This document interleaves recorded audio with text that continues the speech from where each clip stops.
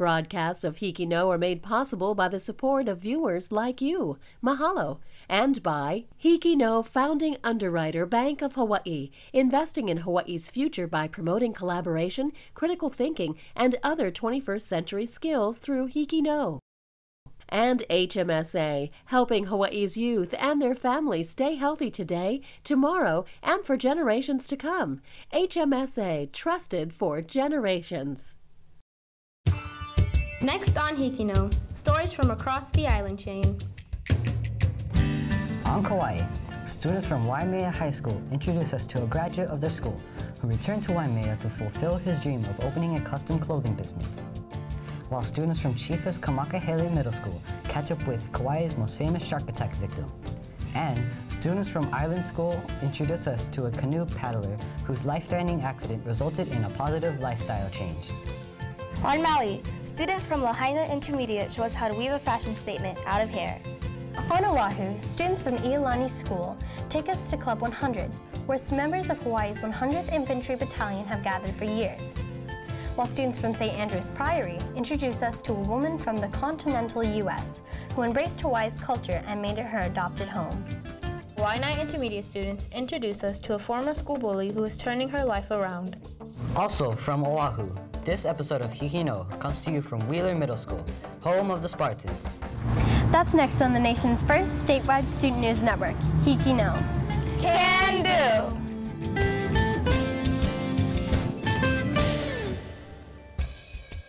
Welcome to Major Sheldon H. Wheeler Middle School, located on Wheeler Army Airfield in the heart of Oahu in the town of Wahua. Our school opened its doors in 1969 as an intermediate school, serving only students in grades 7 through 8.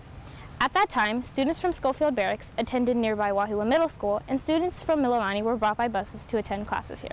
Now, our school primarily serves students from Schofield Barracks, Wheeler Army Airfield, and Iolani Tech Park.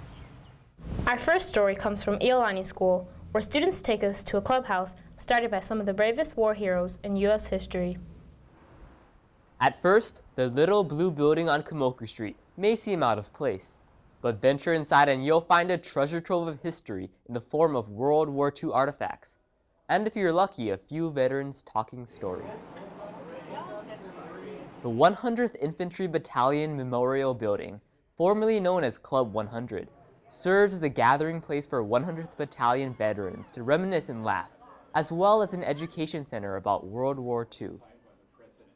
Following the bombing of Pearl Harbor, the loyalty of Americans of Japanese ancestry was called into question. I must say all the, we call that Nisei, second generation. We have no thought about joining the Japanese, because they were anyway. Most of us never even been to Japan. So why should we fight for Japan? After months of debate, 1,432 Japanese Americans that were serving in the military were reorganized into the 100th Infantry Battalion. While training as an infantry combat unit at Camp McCoy, the soldiers came up with the idea of creating a clubhouse upon their return from the war. From next month, we will start collecting $2 a month from each one of you. You will draw it out of your paycheck. And that's what we did. It's a big amount for us, $2 a month. We only got paid $29 a month. While in Europe, the battalion suffered heavy casualties while fighting valiantly.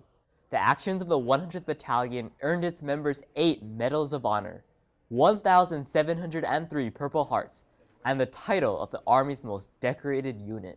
Let them remember that despite the prejudice against us, we fought gallantly.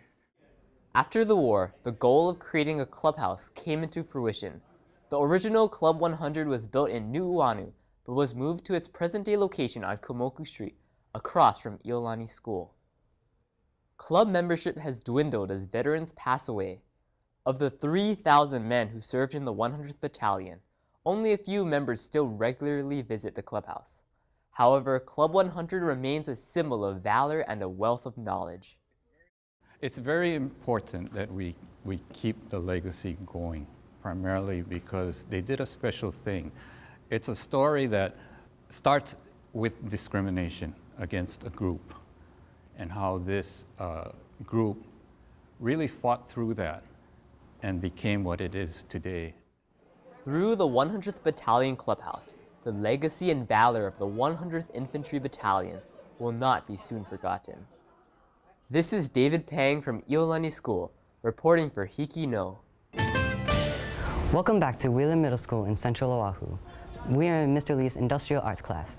Mr. Lee shared that one of the biggest changes that happened to our school was in 1989 when Iolani Middle School opened, and many of the students that would have attended Wheeler went to Iolani Middle School instead. In the fall of 1991, the Air Force transferred command of Wheeler to Schofield Barracks, making Wheeler an Army airfield. Halikula, Solomon, and Wheeler elementary schools began sending their 6th grade students here, transforming Wheeler from an intermediate school with 7th and 8th graders to a middle school which teaches students from grades 6 through 8. Our next story takes us to Kauai, where students from Waimea High School tell the story of a hometown boy who returned to Waimea to pursue his dream and give back to his community.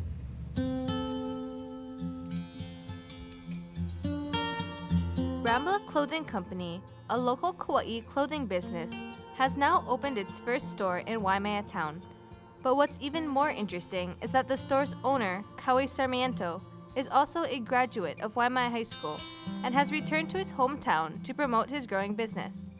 His clothing store has greatly developed from its backyard beginnings. I started from senior year high school. It was me and my friends, me and the boys. You know, we used to go pole hale and kind of ramble our truck to the dirt road, and that is how we kind of started with the idea.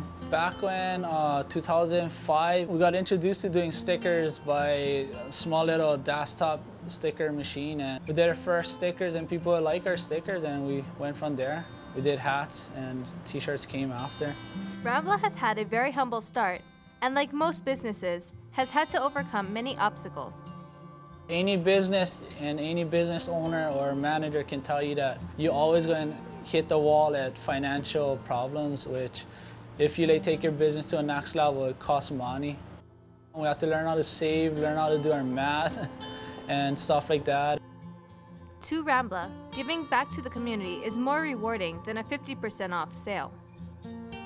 You know, people come see us so they can donate stuff, you know, as raffle prizes, to concerts, to we did the career day for Waimea School. You know, we made a bunch of stuff, so we gave it to them. I feel good giving back because one is something from my childhood days that, as far as clothing, I never really have. You know, I honestly had my clothes from garage sales or swap meets out there. That is my roots, that is where I came from, and now I produce my own t-shirts. When I can give that away, you know, I feel good because it's something that now I can give back. The Rambla Clothing Company represents a true role model for giving back. The company has achieved great success through the hard work, perseverance, and dedication put into the business. Rambla Clothing Company is here to stay, shining an inspirational light on the dreams of young new business owners. I never did, not even one little thought in my head came from when I was growing up that I ever thought of doing this. This is my talent and this is my gift. This is Kaylee Yamamoto from Waimea High School reporting for HIKI No.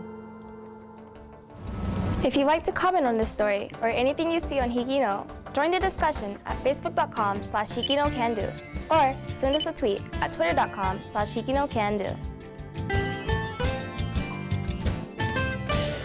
Welcome back to Wheeler Middle School. I'm on the backfield of our school located on 11 acres of state property on a military base. School buildings are staffed and landscaping is maintained by state workers, but our school also benefits from working with the military. They patrol our campus at night and all visitors must be screened at the front gate. About 850 students attend classes here, with almost 97% of students coming from military families.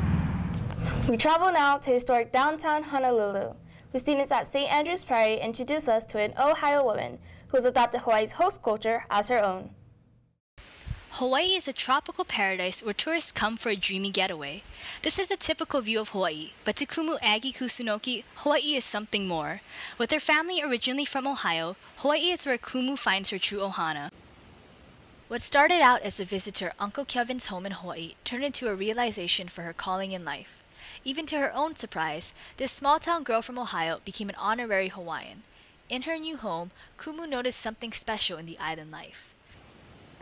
The main thing that I noticed after moving to Hawaii is here in Hawaii, there's such a diverse cultural background of all the people that are here, Asian, European, Haole, mainland. However, even with the diverse local culture, Kumu experienced some opposition and doubt from her coworkers when expressing her wishes to live and study in Hawaii. When I was talking to the other professors about changing my culture area to focus on Hawaii, looking at tourism, looking at local people, not at the tourists, but the local individuals working in the tourism industry, they said, good luck with that, you're not from here, you don't look like you could be from here, you'll have to study Hawaiian, you'll have to learn Hawaiian, and that's not going to happen. And so, give me a challenge, I guess, and see what happens. This opposition, in fact, even pushed her to work harder and prove to others and to herself that she is capable of achieving her goals. I started Hawaiian that first summer, finished up my Hawaiian language degree, but in the meantime I started studying hula with Auntie Vicky Holt Takamine at UH. I started changing my projects to focus on Hawaii, to focus on culture, to focus on culture change, commodification of culture, and eventually I joined Halal with Auntie Vicky, finished up my master's, finished up my degree in Hawaiian language, and that, in short, is my trip to where I am today. Kumu is right where she wants to be. After eventually receiving her master's research on tourism in Hawaii, she is now teaching Hawaiian history and Hawaiian language at St. Andrew's Priory School in downtown Honolulu. Who knows what really is in store for me next, but I am so pleased and blessed and honored to be in the position that I'm in right now. Finding oneself is the key to success. Kumu Aggy Kusunoki has shown this through her journey of finding herself and fulfilling her destiny of expanding the Hawaiian cultural connection. This is Courtney Nomiyama reporting from St. Andrew's Priory for HIKI No. Welcome back to Wheeler Middle School. We're here at our school zoo where children volunteer with different types of animals. They find it rewarding and relaxing. Many people don't know that our school is named after Major Sheldon H. Wheeler, who was the commander of Luke's Field on Ford Island from November 4th, 1919 until his death on July 12th, 1921. Major Wheeler was killed along with Sergeant Thomas Kelly when the observation of a biplane he was flying entered a flat spin and crashed into Luke's Field before bursting into flames. He was 32 years old. We take you now to Maui and Lahaina Intermediate for a trendy twist on hairstyling. Have you ever wondered how to rock a fishtail braid like your favorite celebrities, Kim Kardashian and others? Well, here's how. First, you should brush your hair so your hair won't get all tangled and knotted up when you do your braid. After brushing, separate your hair into two parts, one right and one left. Take one small piece of hair from the right and bring it over to the left. Take another small piece of hair from the left and bring it over to the right. Repeat this braiding process until you wish to end your fishtail braid. This kind of braid works with all hair, thick or thin. You will definitely get hooked on this style. Tip: use some water on your hair before you do the fishtail braid so that no flyaway hairs pop out. Use a clear elastic to secure the braid. Wrap the elastic at the bottom of the braid. This is the finished fishtail product. We can't wait to see you rock your new style. For HIKI Now, this is Kiana Bell reporting for Lahaina Intermediate. Welcome back. We are at one of the gates leading into Wheeler Army Airfield. Students and teachers of Wheeler go through similar gates every day to get to their classes. They also drive past the historic Wheeler Airfield, which has hosted many of aviation's firsts, including the first and longest non-stop flight of the time from the mainland to Hawaii. In 1927, Lieutenant L.J. Malin and Lieutenant A.F. Hedgenberger took 26 hours to fly the 2,407 miles from Oakland, California to Wheeler Field. A year later, the first flight from Australia to Hawaii landed here, piloted by Charles Kingsford Smith. Although the most well-known event may have been when Amelia Earhart became the first solo flyer to fly from California, to which also landed at Wheeler, Hawaii. Next, we traveled to Kauai for a story from Island School about a canoe paddler who changed his approach to living after surviving a devastating accident. I started paddling when I was 12 and sort of just slipped deeper and deeper into it till about the time I was 18 or 17. I was really putting all of my time into it. And for about a 5-year period, I was training probably, you know, up to 20 hours a week. And that's like time on the water, not including commute and all of that. So my life was really focused around paddling. On October 10th, 2010, Luke Eslin's life was almost taken from him when the propeller of his escort boat tore through his back during the championship race between Molokai and Oahu. You know, after I got onto the boat and I was lying there on my back, thinking that I was bleeding to death or paralyzed or that my stomach had been ripped out of my body, you know, that's when, you know, your mind is going through a lot of stuff. And to me, that was sort of my transformative moment with those 45 minutes. And I would say the most, without a doubt, the most transformative 45 minutes of my life. So yeah, up until the accident, you know, my life plan was pretty clear. You know, I was at a business building canoes, and I wanted to be, you know, one of the best paddlers in the world. And that's the direction I was going in. You know, something that I've sort of learned through this accident, you know, is this desire for more, you know, is that we don't always need more. Since the accident, Luke has focused on giving back to the environment through his off-the-grid sustainable farm.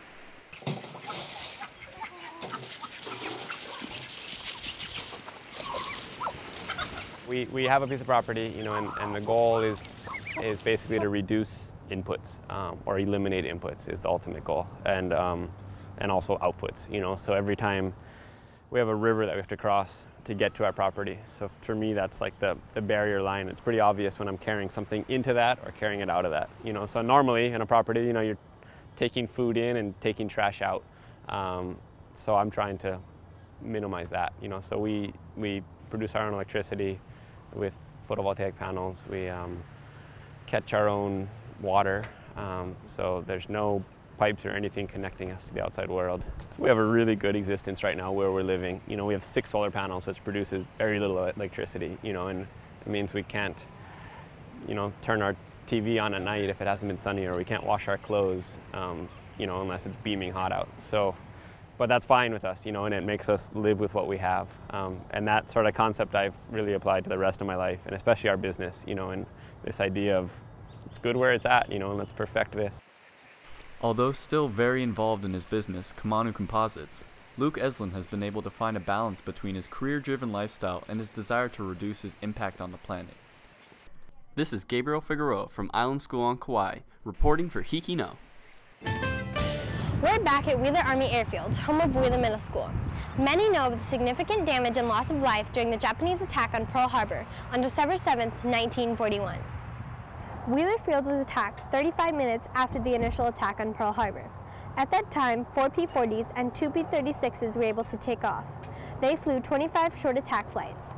They, along with planes from Haleiwa Airfield, were able to shoot down 9 attacking aircrafts. There were 37 service personnel killed during the attack, 6 missing, and 53 wounded on the infamous day. Now, from the west side of Oahu, students from Lahaina Intermediate prove that bullies can change their ways and turn their lives around. I really didn't go to school. I gave a lot of attitude, and I was rude to all my teachers. And I fought a lot. Not really fight, but I used to bully people. From a young age, Josefina Matatia was on the road to making poor choices. I started cruising with the wrong people, and they just influenced me to do a lot of bad stuff. Bad influences bring bad results. Like most kids her age, Sose had problems, but she didn't know how to deal with them, so she acted out. She would scream, cry, wreck the house. When we would take her to school, she would go crazy. You know, she would hit the teachers, scream, try to run away. She was running away from reality because on June 16, 2006, her father, Richard Matatia, was critically injured when he was hit by a car. He died 2 days later, on Father's Day. It was devastating, hard. I had fear of leaving my mom, and I was just afraid of losing somebody else. Acting out is a common way for kids to cope when trauma, or they face trauma in their life. And one big example is the death of a parent. Since my dad wasn't here, I didn't really have guidance, and I always used to look at my dad to tell me what to do, not my mom.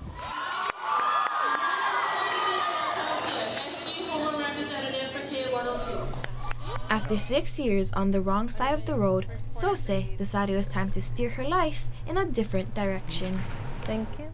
So she went from being completely defiant when getting a consequence to now being able to admit parts where she was wrong, and then being able to admit where she was wrong, but also receive the consequence and not become angry like she did in the very beginning of the school year. I didn't like my image and my reputation. I didn't like the fact that people thought I was stupid because the way I acted. My life is different, like it's more better. I cruise with people that influence me to do better things and bring out the better in me. With the support of her family and friends, Sose began to dream big. I want to go to college. I want to get my master's degree, and I want to become a doctor. It's a reflection of how her attitude has changed. But now, instead of bullying people, she's bullying her dreams. This is Lorraine Char reporting from Lahaina Intermediate School for HIKI No. If you'd like to comment on this story or anything you see on HIKI No, join the discussion at facebook.com/HikiNoCanDo or send us a tweet at twitter.com/HikiNoCanDo. Welcome back to Wheeler Middle School. We're at the front of the school, which overlooks the base flag. Students here pass by daily reminders of the armed personnel's commitment to protecting the United States of America. Here at Wheeler, the students and teachers are equally committed to our school's vision, to be a community that strives to meet high expectations, to be lifelong learners, to make responsible decisions, to make healthy choices, and to practice good citizenship. Our final story takes us to Kauai, where students from Chiefess Kamakahelei Middle School show us Bethany Hamilton has evolved from shark attack victim to role model. Bethany Hamilton is best known for being a young shark attack survivor. When she was 13, while surfing on the north shore of Kauai, on the morning of October 31st, 2003, in a tragic accident, a shark took her arm and nearly took her life. From then on, she was able to pursue her dream of becoming a pro surfer and is an inspiration to many. It hasn't been easy though, and she had to persevere through a lot to get to this point. I think for Bethany, some of the biggest challenges were having patience. I don't think she struggled for a long time, like with losing her arm, but I think at times there was like the reality of like, wow, I don't have an arm, like, and I'm not gonna have an arm for the rest of my life. After losing my arm, I wasn't really sure if I was gonna be able to continue surfing. However, surfing was one of the first things she did after losing her arm. There was definitely like hard times where I would go in from surfing just so frustrated, like didn't have any fun, and like just felt like the ocean just was trying to like destroy me. But I decided after talking to my dear friend Mike Coots, who had lost his leg to a shark a few years before myself, and he actually learned how to surf with one leg after he had lost his leg, so he kind of like inspired me to like, you know, maybe I will be able to surf with one arm, and I decided that I had to at least try it and give it a go. I just remember she kind of, you know, was in a groggy state, and we just talked kind of like whimsical about things, and she had talked about, you know, wanting to get into photography and stuff, and I kind of told her, you know, it's a great thing, but I really think that she's going to be back surfing again. Bethany didn't just stop at getting back in the water. I see how giving she is. She's always looking to donate to different foundations or, you know, people that have need, and just willing to travel and always be sharing her story. I started my own organization, Friends of Bethany Hamilton, and with that I get to reach out to amputees and shark attack victims and people just going through hard times, and it's been really fun to just meet other people that have gone through similar things to me. She still gets involved with, you know, even when she doesn't have time with her local church and the youth, and even though she's traveling a lot, you know, she makes time for the things that she believes in. Bethany Hamilton inspires me by the way she lives her life. The choices she makes, the decisions she does with her time. You know, she doesn't have much free time, but the things she does with her free time and the way she gives back to the community and the way she influences, you know, a lot of people across the world. Bethany inspired me just by her great attitude, overcoming tragedy and really taking the situation that she had to deal with, and she ran with it. I'm still surfing today and able to share my story with so many people and make a difference in this world. Despite the unexpected tragedy of the loss of her arm at a very young age, Bethany Hamilton has changed from a victim to a victor. For HIKI No, this has been Haven Luper-Jaslow reporting. Well, that's it for this week's show. We hope you've enjoyed the stories that's been shared from around our islands. Don't forget to join us next week to see what the students of Hawaii can do, only on HIKI No and only on PBS Hawaii. Thanks for tuning in to HIKI No. And remember that HIKI No means can do. Because the students of Hawaii can do.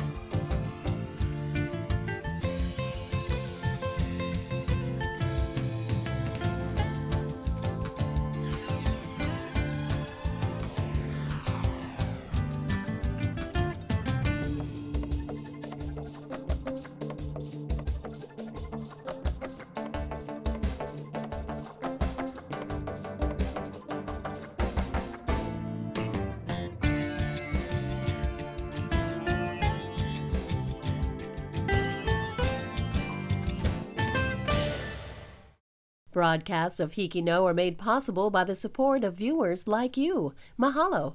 And by HIKI No founding underwriter Bank of Hawaii, investing in Hawaii's future by promoting collaboration, critical thinking, and other 21st century skills through HIKI No. And HMSA, helping Hawaii's youth and their families stay healthy today, tomorrow, and for generations to come. HMSA, trusted for generations.